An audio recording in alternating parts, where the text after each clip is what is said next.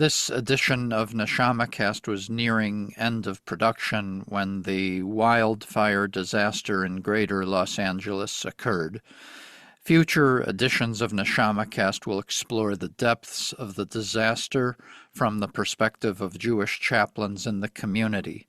In the meantime, I, along with my colleagues throughout NAJC, are praying for the people of Greater Los Angeles, including our colleagues in chaplaincy.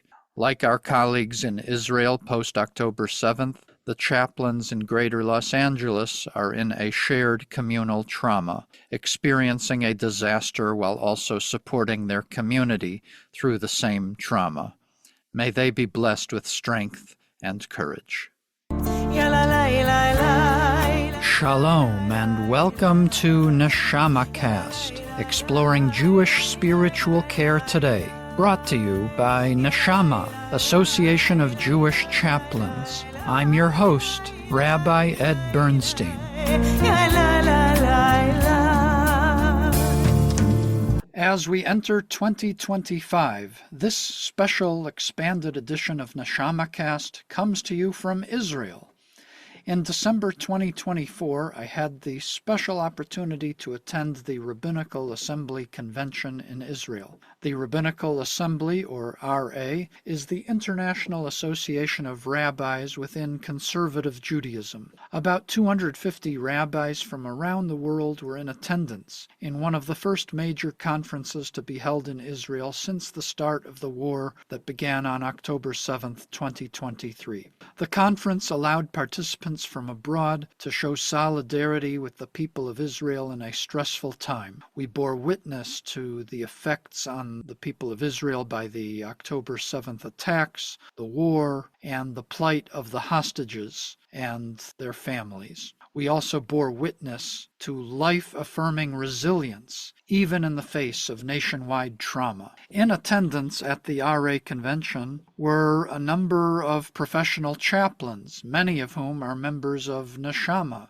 Association of Jewish Chaplains. I was proud to participate in a pre-convention intensive seminar for professional chaplains. Listeners to NeshamaCast will recall two interviews with Rabbi Valerie Stesson, director of Kashuvot, the Center for Spiritual Care in Israel. These interviews are still in our feed, so please check them out. Rabbi Stesson and Kashuvot organized the pre-convention chaplain seminar and one of the day-long treks during the convention in which many professional chaplains within the RA traveled to Tel Aviv to take part in a track that was titled Trauma and Resilience. You'll hear more about this track from me and several of our colleagues about our key takeaways from our experience. You'll also hear about another day of the convention in which I traveled to the Gaza envelope and the trauma and resilience my colleagues and I witnessed there.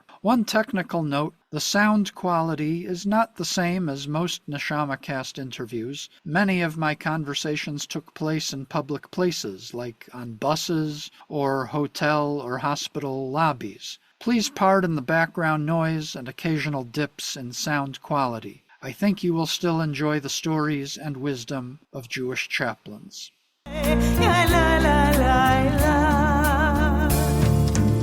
As our group was on the bus traveling from Jerusalem to Tel Aviv for our day-long trek studying trauma and resilience, we were greeted by Rabbi Valerie Stesson. Here is Valerie on the bus. Boker tov lekulam. Good morning. My name is Valerie and I'm very, very glad to be with you today. Before we really begin our journey, I would like to suggest to do a small exercise.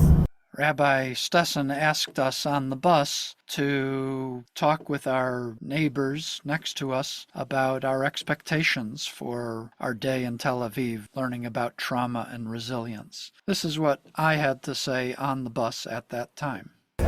This is Rabbi Ed Bernstein. I'm chaplain at Boca Raton Regional Hospital, and I'm the host of NeshamaCast. And I'm in Israel attending the Rabbinical Assembly Convention. I'm actually on the bus. We're traveling to Tel Aviv to learn firsthand from experts working every day on the front lines of care for trauma victims. Natal, the Israel Trauma and Resiliency Center, will lead 2 hands-on workshops focused on trauma-informed leadership. We're going to also visit Ikolov Hospital to observe spiritual care in action, guided by our colleague Rabbi Valerie Stesson and Kashuvot, the pioneer organization for pastoral care in Israel. I'm anticipating it's going to be a very intense day. As I'm recording this, we are literally on the bus, and there are a number of chaplains on the bus, people who are both members of the Rabbinical Assembly and NAJC. It's wonderful to be with a group of colleagues, and there are several other rabbis from around the world on our bus as well. I myself am feeling a lot of anticipation.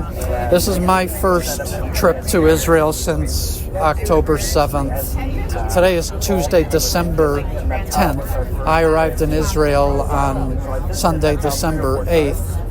And stepping off the plane and heading into the main hallway of Ben Gurion Airport, which was designed to be a very inspiring gateway into Israel.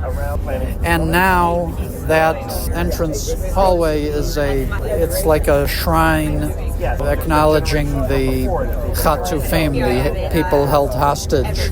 Going back to October 7th of last year, that hallway's been filled with photographs of people, and I was overwhelmed. I was overwhelmed by seeing those pictures in that setting for the first time. So I entered the country on December 8th, and I saw those photographs. I just broke down. It was overwhelming, and I needed that cry. I'm not ashamed of that. Tears were streaming down as I was going through passport control and going to get my luggage, and I realized I needed that.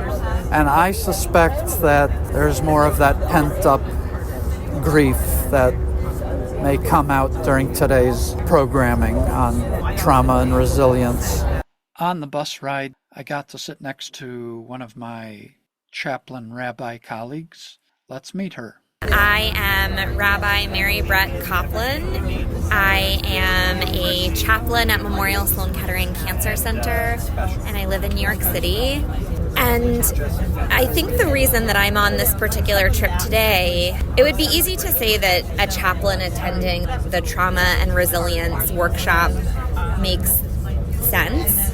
And also, just personally, something that's always really impacted me when I've come to Israel is how we live here with such vibrancy and so much life, and also with such deep knowledge of just horrible things that people who live here have endured, that the Jewish people have endured. And just as a human being who has also experienced trauma and who's gone through a lot of time needing to process that. So that's the big reason why I'm here, is I believe in this sacred holy place that has endured so much, that we should be making the world a better and safer place for people who have lived through terrible things. I go into experiences like this feeling really open and welcoming of whatever I do feel, aware that whatever I do feel is going to teach me something about what I need to be attending to. It happens that many of the RA chaplains are on this group, and I suspect it's for similar reasons as me that this is really relevant to our work as chaplains. This track was really envisioned by Kashuvot and our colleague Rabbi Valerie Stesson, director of Kashuvot. I really wanted to connect with our colleagues in Israel to get a sense of what spiritual care is like on the ground in Israel in this particularly traumatic time. So amongst all of the choices of things I could have done today, for me, there really was only one choice to do this because it's really relevant to what I do on a day-to-day basis. Mary Brett, how about you? I agree with everything that you said, Ed, and I feel really similarly that as a chaplain, of course, I would gravitate towards the track that's taking trauma seriously and taking the resilience surrounding trauma seriously. In terms of why I'm here at all and why I came to this convention, which happens in Israel every 5 years, and my plane tickets weren't easy to get. Leaving my family wasn't easy. In considering coming and deciding to come, have thought so much about Israeli patients that I've cared for in the past year and a half. And I haven't had the opportunity to come to Israel in a few years. I've been living through the pandemic and working through the pandemic in the hospital. I have a family with young children, and my heart has been longing to be back here, but that longing gets so deeply activated when I meet an Israeli patient who has left their home in Israel to be able to receive treatment at my hospital, or maybe left Israel years ago and is now living in America.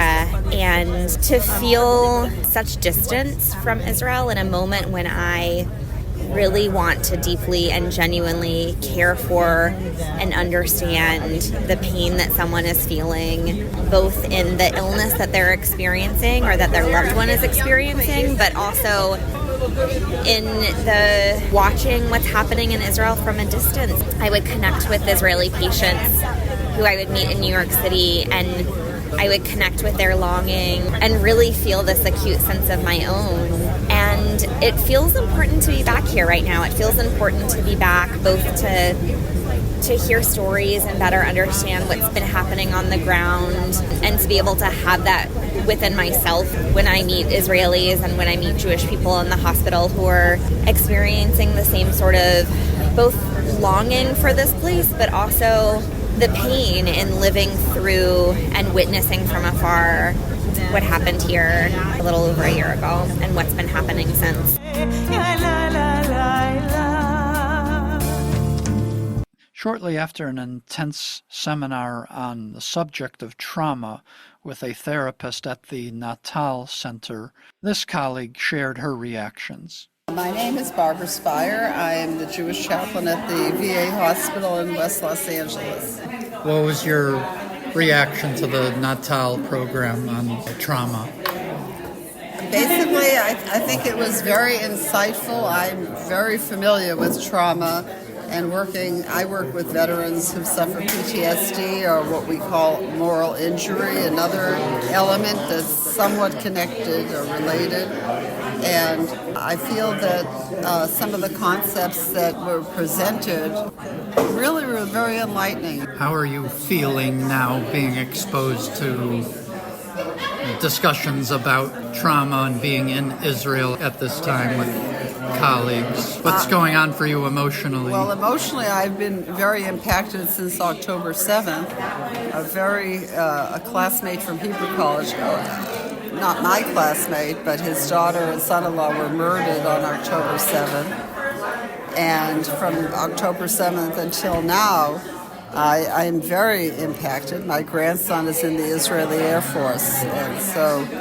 And we came to Israel in December, right after October 7th, regardless of other people feeling you can't come to Israel. And we were here again in June, and I'll be here again next week to spend time in Israel. We're very supportive, but I connect with so many friends and relatives here who have pent up, I don't want to call it anxiety, but a need to vent. Whenever I see them or call them, they express the reality of what it is like to be living here.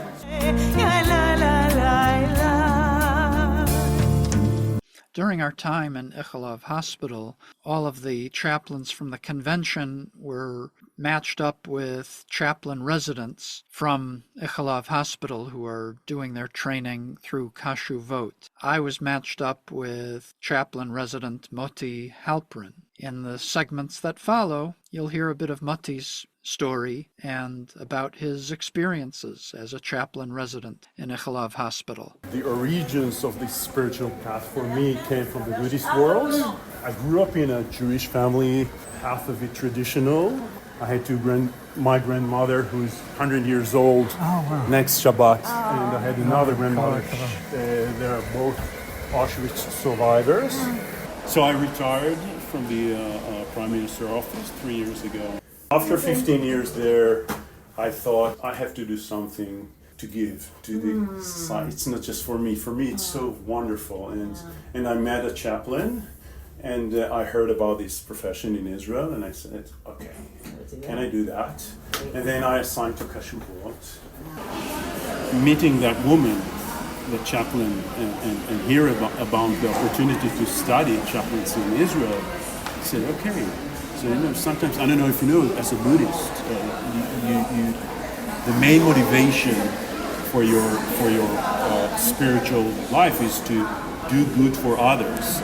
And I told myself, okay, so, think about it during meditation or just walk with this. It's not enough. I want to do this, tachlis, do it, And for me, it was like, wow, this is something I want to do. And it's the best gift. And for me, the first year was like, okay, so I had this experience of visiting one of the internal medicine departments 3 hours a week, and then coming down to the dialysis for 3 hours a week. And then the second year, it was, Merav told me, listen, they ask you, what do you want to do next year? And I said, I feel very connected to the near-death area.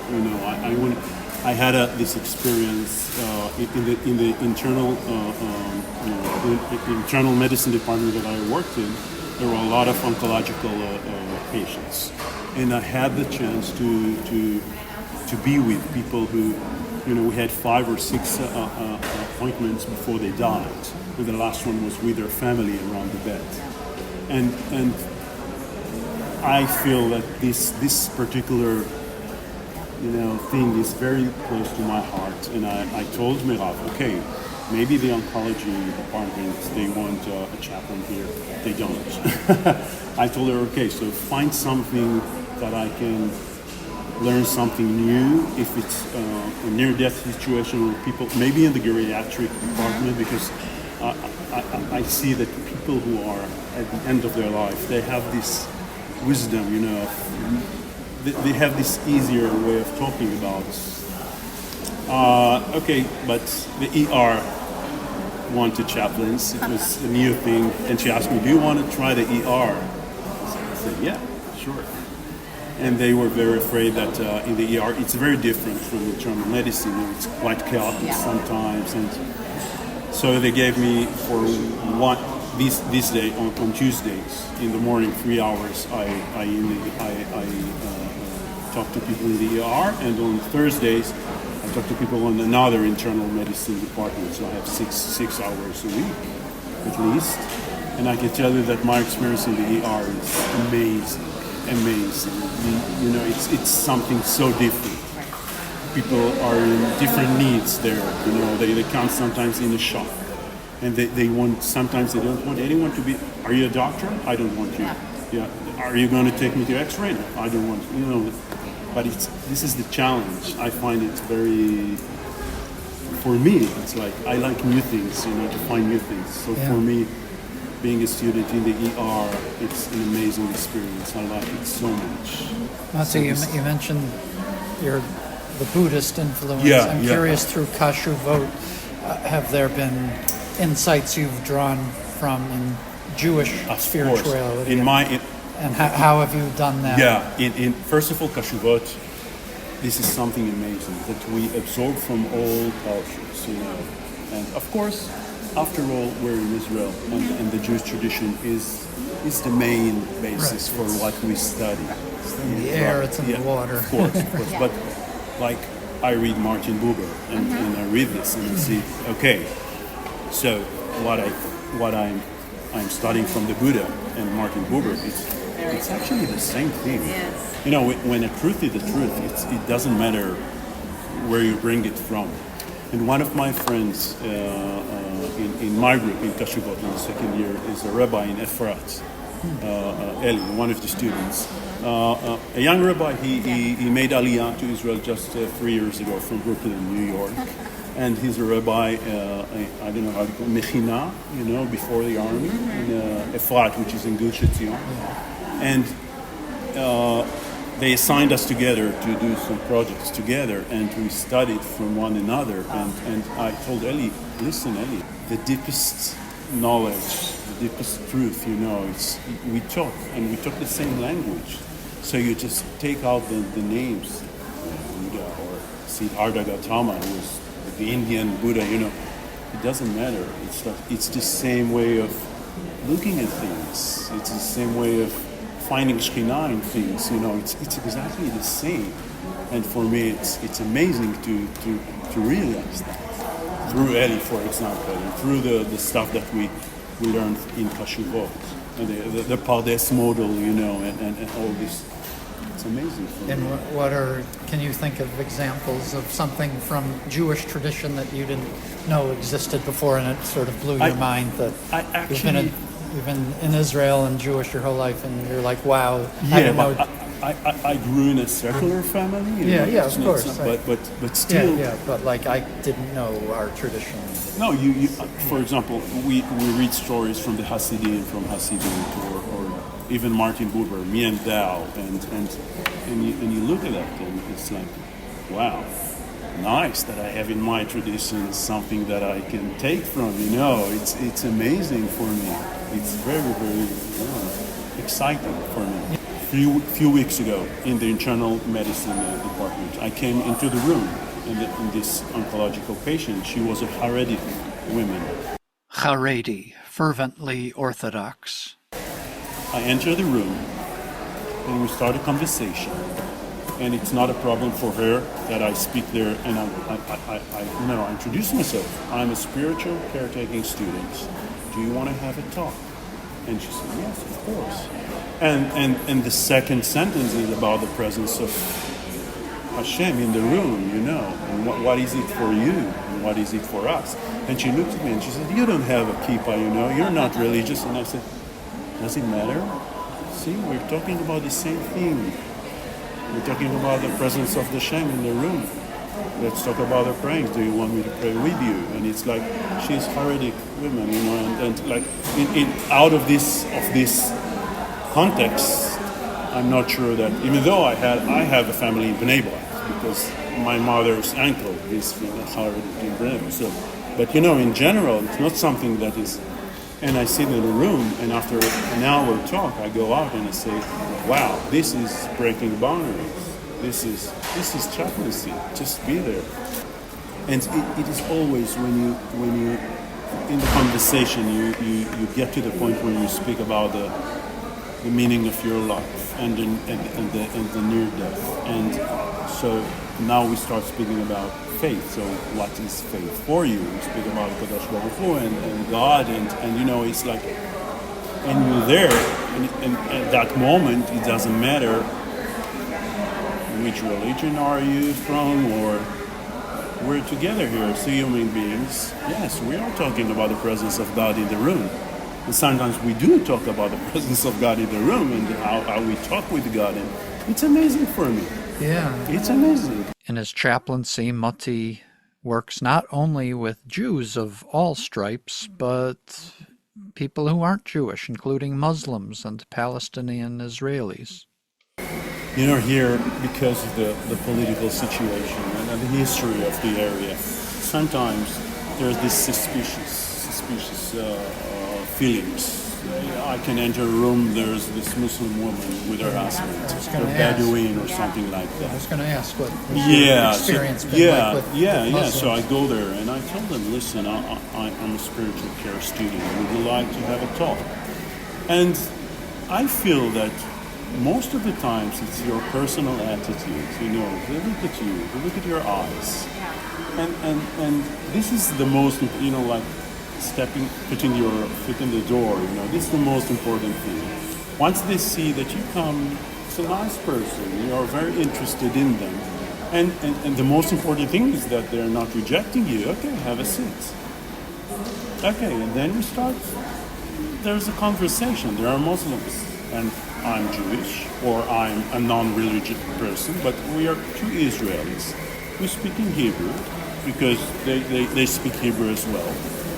And we find our way together. We're just like two people in the hospital now, and we speak about our challenges and the sufferings that we have in our souls now. And it's just a talk between two people. It's amazing. So what do you want to do after you finish your student? Expanding my experience as a chaplain, doing more and more. Go to the certificate exam, get my certificate next year, and hopefully start working more as a chaplain, finding, like Rabbi Ed in Ella or in other hospitals and hospices, or whenever I can find a chance to be a chaplain. This is my spiritual life that I want to be in.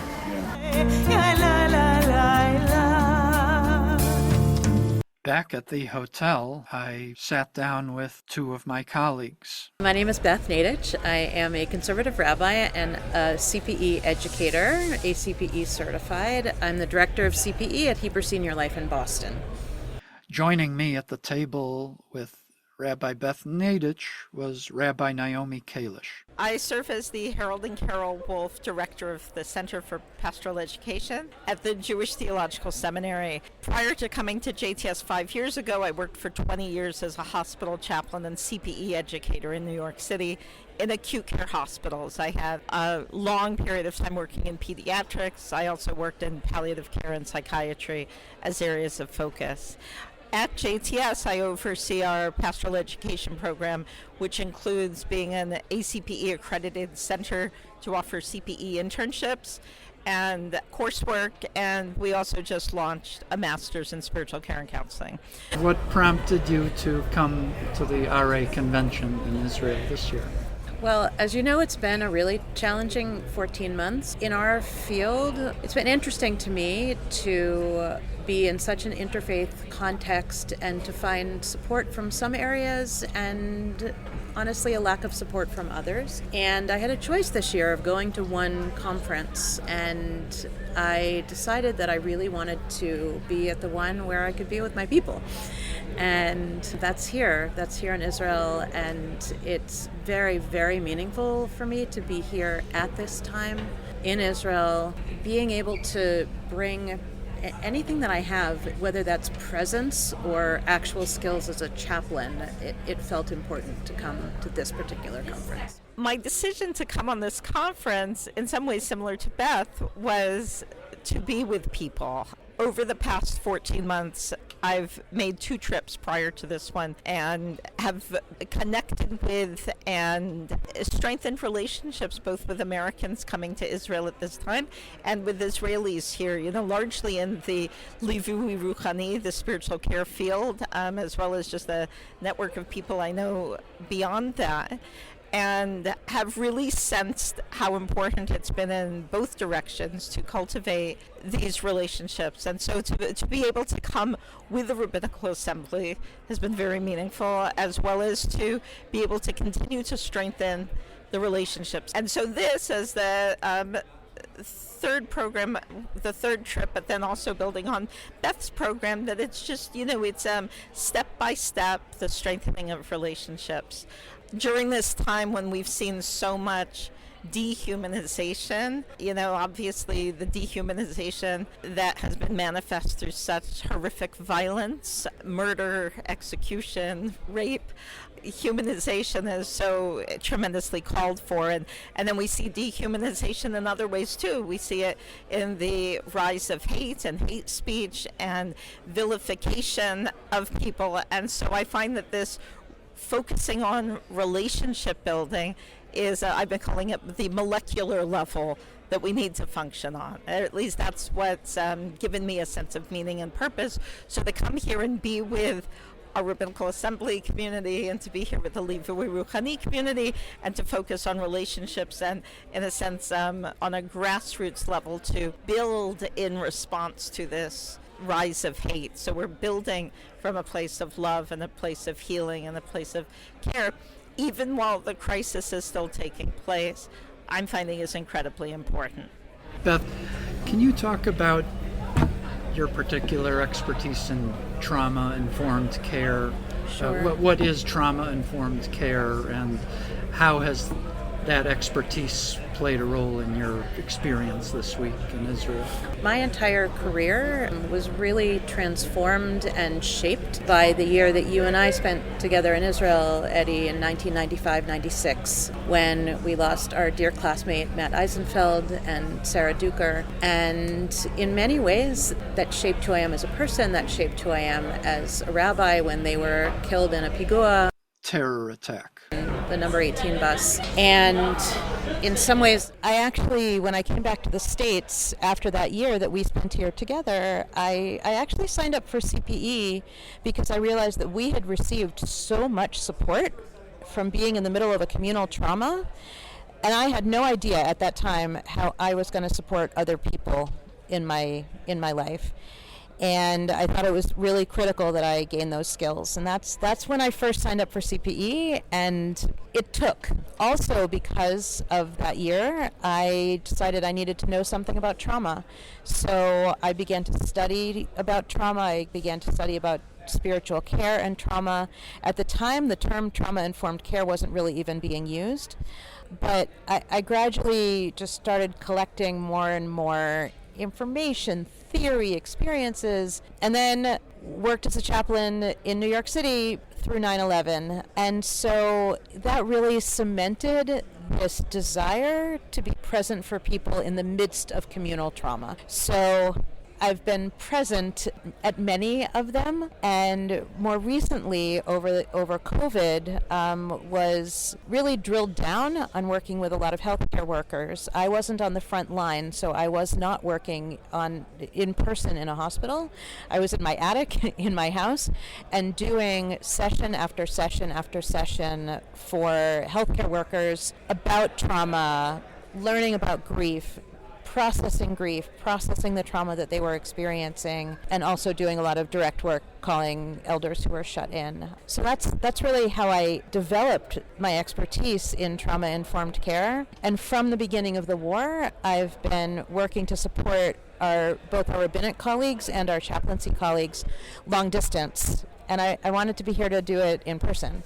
Just a few weeks ago, we at Hebrew Senior Life brought over a group of 12 Israeli rabbis and chaplains, both for a break from the war and a course in spiritual care, because most Israeli rabbis don't have any training in that. It's gradually changing, but it was really special for me to be here this particular week to meet all of the people that had just come to the States and had this week with us, and to meet other colleagues that I've been connecting with and in some ways supporting throughout the war.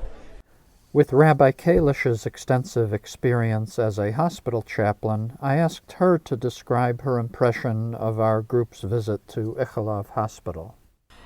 One thing that was incredibly meaningful for me was being able to visit one of the hospitals here with chaplains who work in that hospital and receive a tour of the facility. And it was incredibly poignant to see how some of the patient care was moved to basement level floors, which this is common here in Israel, because in the instance of an attack and the sirens going off, that many patients wouldn't be able to make a move, to a safe room or to evacuate a building, and so they move the entire floor. And so that's amazing in a sense to see the hospital accommodating, and kind of transforming itself.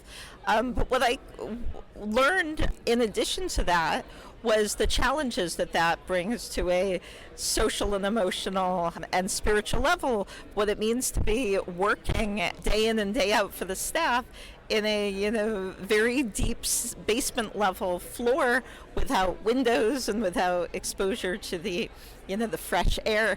And so I learned that that's part of what the CPE educators need to factor in when they meet students and interview them and assess their readiness for CPE, but also their placements. And so this is an aspect of that I learned about teaching CPE and learning CPE in the context of war. That's one of the spiritual hardships that's being faced. Beth, will bring it to you. So we talked about our experience at Ichilov Hospital. In our track yesterday, we also visited Natal, which is a center on trauma and resilience. And one thing that sticks out in my mind from the presentation that we had there was the concept of a shared communal trauma where the caregiver, the therapist, or the chaplain is experiencing the same communal trauma as those seeking help. And I'm wondering if you could comment more about that and any other specific takeaways that you had from our visit to Natal. Well, it's actually connected a little bit to what Naomi was saying about the visit to Ichilov and about learning about CPE education in a time of war. So in terms of shared communal trauma, we do have a colleague who is teaching her class, her CPE class takes place in Poria Hospital up in the north, and all of her students need to basically navigate, and for the last 14 months have been navigating rockets and their own safety to be able to even come to class, to be able to come to CPE and to offer their clinical time in the hospital. And so there is no us and them when it comes to trauma, and in terms of shared traumatic reality, the educator, the students, the patients, the families, everybody is navigating the exact same stressors. The person who was presenting to us in Natal yesterday talked about a moment that she had when she was actually teaching.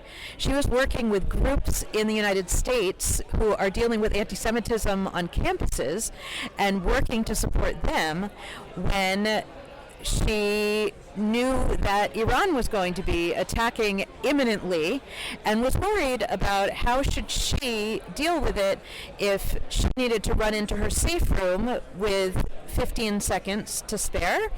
And what would her students who are in the United States be doing, or what would the group that she was leading, what would happen, who would lead them? Would they then have to start worrying about her, who was supposed to be holding the space for them? I found the visit to Natal really quite relevant because the topics that the presenter was sharing, well, I don't think that they were necessarily new to most of the chaplains in the room, but the examples that she was using were quite new and quite contextual. So we often talk about role, goal, and context in CPE education. And being in this context, being in the context of war, hearing about her work in Sderot when she would go and meet people and sometimes have to sit in their bathrooms because those were the only secured rooms in the apartment, until her daughter said to her, well, if something happens to you in Sderot, what will happen to us? And she realized that all of the support that she was offering to other people was really impacting her family. So some of the stories that she told and that some of our other presenters have told on some of the tracks have really made an impact. We also visited, as part of a pre-conference chaplains intensive, we visited a nursing home, and the question was asked, what happens to the residents when there are sirens, when there are incoming rockets? And the director of the nursing home said, we can't get all of the elders to safe rooms within the 90 seconds that we have here in Jerusalem, but the staff must go to the safe rooms because they need to be able to care for the residents after everything happens. And to think about the potential moral injury of knowing that you have run to the safe room, or at least moral distress, maybe not at the level of moral injury, to know that you've run to a safe room and you've had to leave your residents who you care for daily in their rooms. And to think about what are those conversations like when the staff comes back and the residents know that they're there in their rooms, but the staff has run to safety. To think about what are the pastoral issues that happen there, what are the emotional issues that are happening for the patients, the residents, the staff, that really had an impact. When we asked about the impact of war in the nursing home, the director said that on October 8th, what changed was they had very little staff because most of their frontline staff is Arab, and either they could not get to work or they were afraid to come, and so the nursing home suddenly had to figure out how they were going to care for all of their residents, and they had to find volunteers, they had to train the volunteers, and they had to figure out how they could still function safely for their people, and that really made quite an impact.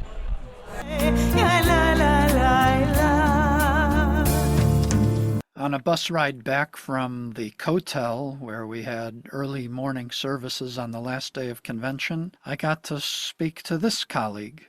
Shalom, I'm Yonatan Rudnick, and I have the privilege of serving as the Jewish community chaplain in Kansas City, based at Jewish Family Services. Why did you decide to come to the Rabbinical Assembly Convention in Israel this year? So it has been a while since I've been both at a Rabbinical Assembly Convention and back to Israel after living here for 12 years. I was feeling very broken. When I'm feeling broken, when we're feeling broken, from my experience, I need to feel connection. That's what brought me here, to reconnect. Do you feel reconnected? I do. It's a paradox because I also had a feeling, and it was true, that coming here, being closer to the epicenter of so much brokenness, especially since October 7th, would mean more intense pain and sadness. Yonatan, on Tuesday we went on a trip that was titled Trauma and Resilience. And I'm wondering if you can tell us about what you recall from that trip and what your takeaways are as a chaplain in America. So the trauma part is very personal because while I was not so aware of it consciously, during the first part of the day when the focus was trauma with Natal, I became more aware of the triggering of my experience and the experience of the Jewish community in Kansas City. 11 years ago, shootings and killings of 3 people at the Jewish Community Center and at the Jewish Old Age Home. So I was a deep reverberation, and it was also an affirmation, which is why I chose that maslul, that track for that day, because the waves, the ripples of the trauma are continuous. And even though, as I said, that this is the epicenter here in Israel, but certainly they're felt outside of Israel and all over, including in Kansas City. So I also wanted to feel a little more better equipped to relate with other people who are experiencing those ripples of trauma as well. Really, the exciting part of the day was the afternoon for me. I had the zchut, privilege, to serve as the first professional chaplain in Israel, which was hard for me. It felt like chutzpah, nerve, before that happened to even say that out loud, which I typically didn't. What did you do as the first professional chaplain in Israel? I served as a full-time chaplain at Shari Tzedek Medical Center and started a training program and started to do public education throughout Israel about spiritual care and the importance of spiritual care for people in the midst of health and healing challenges, not exclusively, but to a large extent within the context of the healthcare system here. And there were no chaplains anywhere. There was not a reference point for people in terms of familiarity. So to be at Ichilov Medical Center in Tel Aviv, not only where there are chaplains serving, but where there's a training program, and to meet such a diversity of people 20 years later, which was a dream.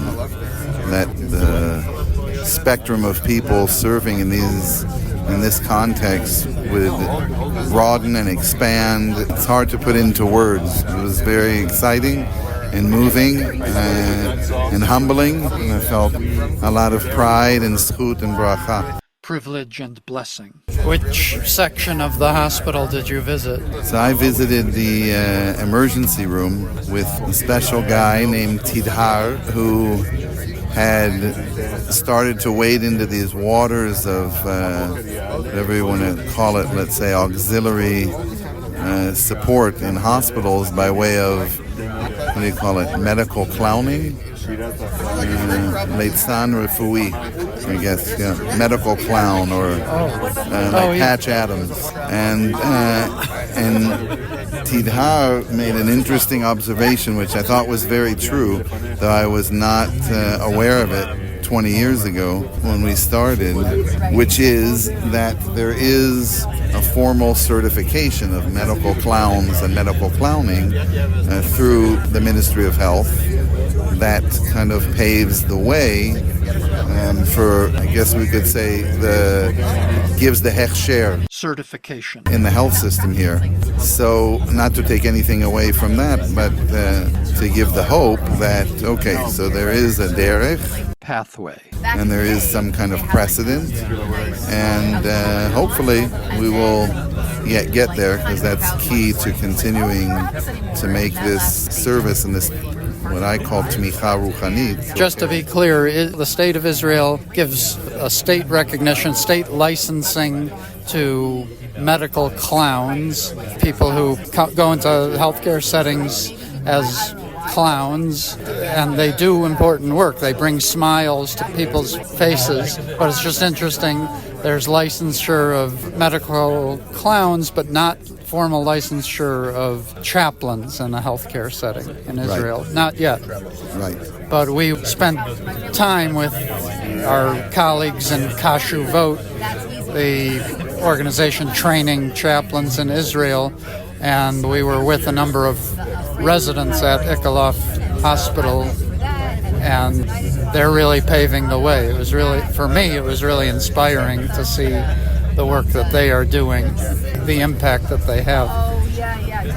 Yeah, I agree with you. It was very inspiring, and one of the most kind of striking stories for me, or experiences, spending time with this intern in spiritual care, Tidhar, was I remembered that the first 3 people I brought into Shaarei Tzedek for training to join me were the diversity of Reform HUC rabbinical students here in Yerushalayim, someone from Schechter, actually, Chaya, who's now the dean of the rabbinical seminary, Rabbi Chaya Rowan Baker at Machon Schechter, and a woman named Chani Kreuzer, who general comes from the modern Orthodox community, let's say. And although I felt very good about that diversity, from a different perspective, those were all datiim, quote unquote. Religious people. And so Tidhar, not being from that world, reminded me this idea that it could be such a rainbow of people serving in this role of tmicha ruchanit or livui ruchani. Spiritual support or spiritual accompaniment. Seemed pretty far off. But as you know, you and I saw and heard and touched that reality earlier this week. So that says a lot, even without licensure. And I know that continues at a lot of other medical centers at this point, which is really quite something. It's the realization of a dream.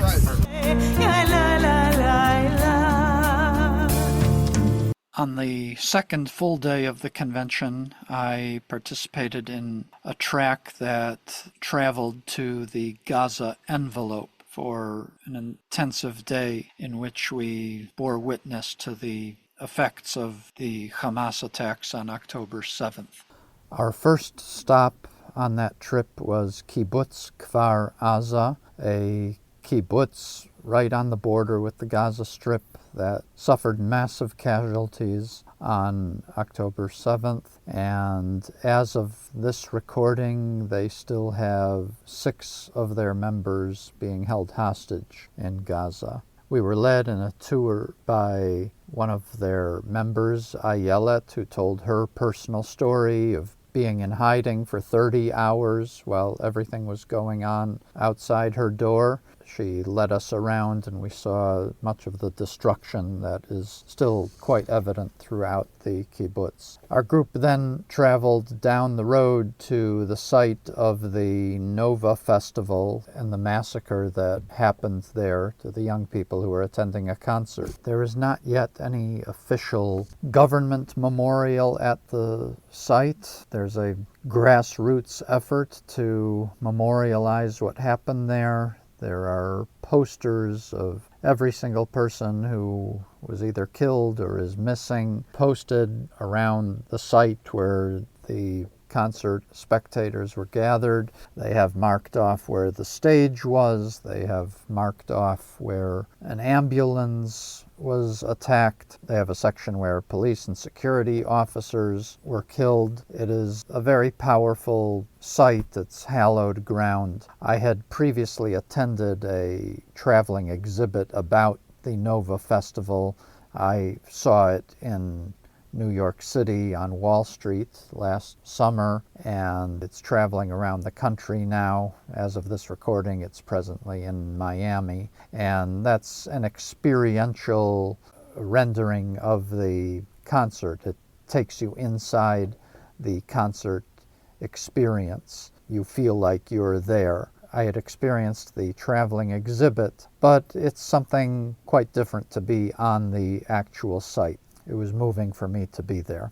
The final stop our group made in the Gaza envelope region was Kibbutz Saad. Kibbutz Saad is a religious kibbutz, and interestingly, it suffered no damage directly on October 7th. For whatever reason, the terrorists did not penetrate Kibbutz Saad. So the buildings are intact and the people survived. However, it's an integrated agricultural community in that whole region, and we were debriefed by a member of the kibbutz who is also a senior-level agricultural engineer in the state of Israel who oversees the agriculture in the area. He described how agriculture was decimated and that the Hamas terrorists not only murdered people they saw, but they also sabotaged agriculture infrastructure, irrigation pipes, and the like to do as much damage as they possibly could. The region is a breadbasket for Israel.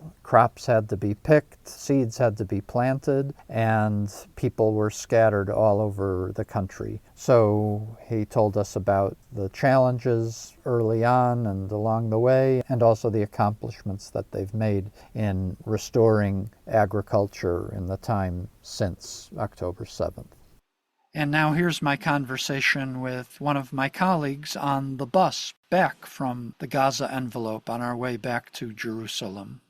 My English name is Carrie Knight, but my Hebrew name is Rabbi Miriam Berkowitz, one of the few Israelis who did 4 units of CPE. I'm very proud of it. Studied in Israel and with Michal Springer at JTS long distance, at Lenox Hill with Father John Bacchino, and in Boston with Mary Martha Teal.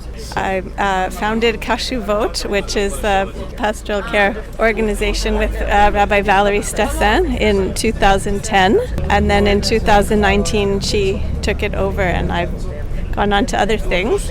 But I'm very pleased that it's still going. And it's the largest trainer of spiritual caregivers in Israel, all through the country. What are you doing now? Right now I work part-time at Kol Neshama, a values-based Reform synagogue with very nice people in a grant writing / fundraising role. I do bar and bat mitzvah tutoring and services for people from abroad. And also I took the tour guide course. I started that in May 2023, so at this point I did pass all the tests, but there are not too many tourists, so it's something I will build up slowly. I worked for 5 years once a week at the French hospital, which is it's like a chronic care and palliative care historic building run by nuns of St. Louis of the Apparition in Jerusalem, and they really, really did understand what spiritual care was for. And there were many patients of all different faiths, and had some very memorable human interactions. I think that Israel society maybe doesn't know that they need spiritual care, but they certainly do, and not just for illness or end of life, but for all kinds of life transitions, and of course this last year even more so. Let's talk about that. You and I went on a trip with many of our colleagues to the Gaza envelope today. What are your takeaways from visiting some of the sites that were most affected on October 7th? The scope of what happened is even more than I had realized. You live in Israel. Here. I live in and Jerusalem. Was this your first trip to the Gaza envelope? Yes. So the scope of what happened and the depth of the planning and the maps and the infiltration and the cold-bloodedness and all that rape and all that stuff is way worse than I expected. But the actual things we saw were less disturbing than I thought. And before, I had thought it was kind of voyeuristic, and I didn't think it was really helpful for the people who would show us around. That's why I avoided going. And I was also terrified that the sites would just replay in my head over and over. But we didn't see anything like crazy. That was so disturbing. So I'm really, really, really glad I went. Now I think I'm going to tell everyone to go and be a witness to it. And the Nova was very beautiful. All the kind of spontaneous memorials that popped up and the life stories of these beautiful young people. I felt that I want to go back and read all their stories and their pictures and the inspiring quotes from their lives. So I really think it is a sign of respect to go. And how you asked me how the Rabbinical Assembly Conference affected me. Often in Israel it's kind of embarrassing to be not either secular or religious, and sometimes have to hide it, or I feel I do. And so it was very affirming this week to be with colleagues and with such joy and the learning, and we're going to go tomorrow to the hotel with all our prayer gear and proud and not try to hide that. So that was very affirming for me. And another thing, I did not do too much volunteering in the beginning because basic survival is basically what I've been busy with this year. But now when I see what these people are doing in Gaza, and it made me want to volunteer way more and just put everything to the side. And that's the thing that inspired me most over the years, how Israelis and people from abroad too, but just rise to the occasion and help each other. And so I want to be part of that and not look back and say, what were you doing that year? Oh, I was just doing the laundry. That's not enough. Yeah. I've been working at Kol HaNeshama Synagogue this year and doing grant writing, and we started a program to language exchange for Hebrew, Arabic, and English. And there's 20 people, Beit Safafa, Shuafat, the Jabal Mukaber, and the Old City, Muslim Quarter, and synagogue Jewish and members, and we do it's like games and activities, learning language, and it's social and it's fun, and we end up laughing, and everyone lingers at the end and doesn't want to leave. So I feel that may be my small contribution to a better future, is the interpersonal, building trust and overcoming stereotypes, and that's the only thing I could hope for a better. So even if you're not doing a formal professional chaplaincy thing right now, you're still out there helping people and being present. I hope so. I think the chaplaincy skills of trying to identify the feeling behind what their story is that was served me very well in life. I think that those are the two biggest gifts from chaplaincy, is the listening and not fixing things, the being, not doing. We were at Kfar Aza, and Ayelet, who's a member of the kibbutz, gave us a tour.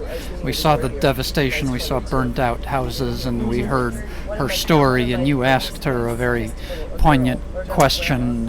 Say what you asked her. I said, how is this for you to take us around? Like, is it helpful for you that we're there to witness and know that we won't forget? She's reliving the trauma every single day. Yeah. Or is it like it's enough already and it's exhausting? And she said she is getting a bit tired, but I think she said she wants people not to forget, and she does it with special groups, and her husband does also every day.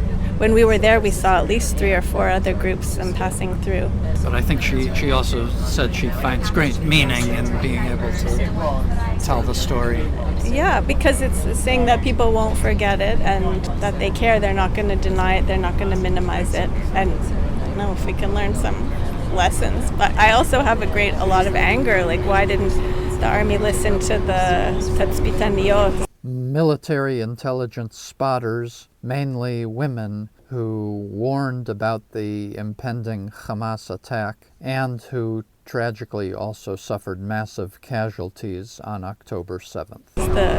Who made a report before and said, we know something's going to happen, and why did it take so long to arrive on that day? It feels frustrating that maybe part of it could have been avoided. I wanted to ask you one more thing. You had mentioned earlier the need for chaplaincy in Israel. Chaplaincy is a growing profession. From your perspective as someone who's been on the front lines of developing the profession of chaplaincy in Israel, how important is that role now post October 7th, and where do you see it going?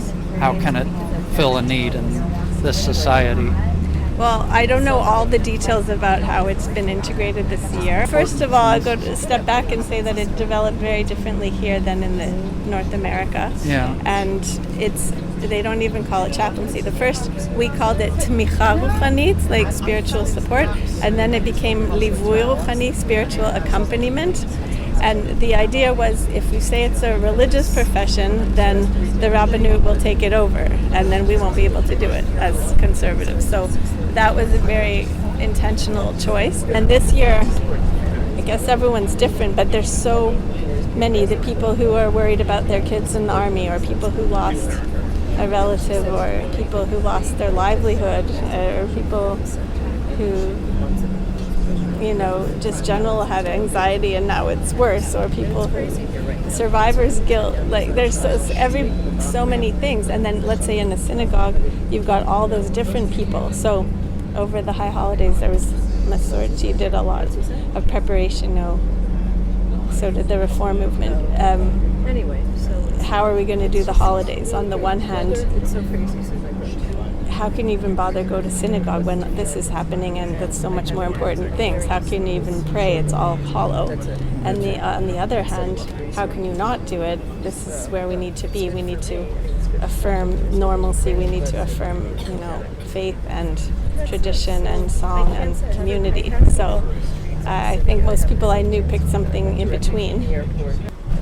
Because chaplaincy didn't emerge as a religious profession here, the strength of that is that it can be in all kinds of different settings, and I think can reach people who would not be open to something specifically religious.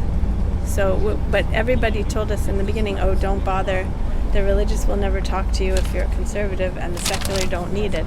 But that, in my experience, in all those 5 years, not one single person didn't want to talk unless they were just really tired and they said come back later. Because the people just have so much on their heart. It is important to have some kind of Jewish sources and rituals, and we shouldn't completely give up on that. And this is a way of helping people feel like it belongs to them on their terms, which is very important. And on the other hand, just that matters of the spirit or matters of purpose in life or forgiveness or what is my legacy to the world? This is important too, and you can't just go through life and be practical. And that this coming from the chaplaincy and bringing it to Israel is a gift to people here, that an opportunity to pause and reflect. So I really hope that we continue to do it, and whoever's doing it, and the very, very diverse people who are attracted to this field for many, many different reasons. excellent people of the state of Israel still have spiritual needs, and as you said, you don't have to be religious to have issues with forgiveness or reflecting on why bad things happen to good people, or there are any number of spiritual issues that are not necessarily connected to a religious tradition. Right. I think that they do have these needs, and this year maybe even they realize that they have them, so that's one good thing. The one thing I really, really like is the use of the Ishmael story as a metaphor for meeting someone where they are, like Va'asher Husham, and that I think is the great gift of chaplaincy. You get to a window into someone's story, and you get to meet them where they are. And it's incredible how people just, in the first 30 seconds, tell you what's the most important thing on their mind. People here are quite open. Chaplains are trained to create that space. To feel safe, yeah. And we many stereotypes on both sides, and this amazing human connection that transcends the stereotype. To me, what being a chaplain was like collecting little pearls on a necklace, and you get to hear their stories. NeshamaCast is a production of Neshama, Association of Jewish Chaplains. Thank you to Chaplain Resident Moti Halprin and Rabbis Miriam Berkowitz, Beth Nadich, Naomi Kalish, Mary Brett Kaplan, Yonatan Rudnick, and Barbara Spire for their interviews. Special acknowledgement also to Rabbi Mira Rivera, who is part of our cohort, and Rabbi Valerie Stessen, who coordinated the chaplains track at the RA convention. They are both NAJC members who have previously been interviewed on NeshamaCast. Please find them in our feed. Please consider making a contribution to NAJC to support NeshamaCast and all of the vital work that NAJC does to promote Jewish spiritual care. Click on the link in the show notes to donate. Thank you to Rabbi Katya Philo for technical support and production assistance.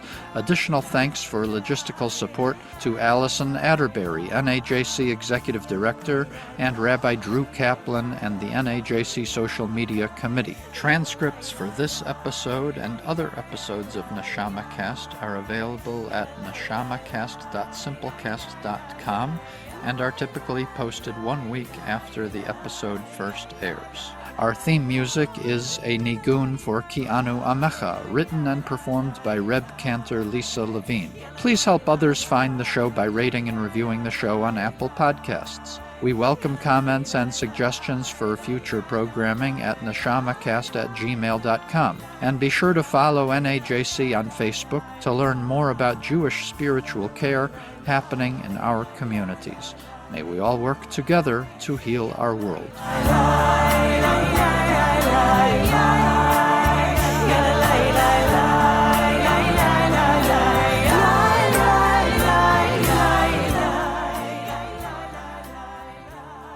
On a future trip to Israel, I definitely want to be guided by you. Oh, Eddie Bernstein.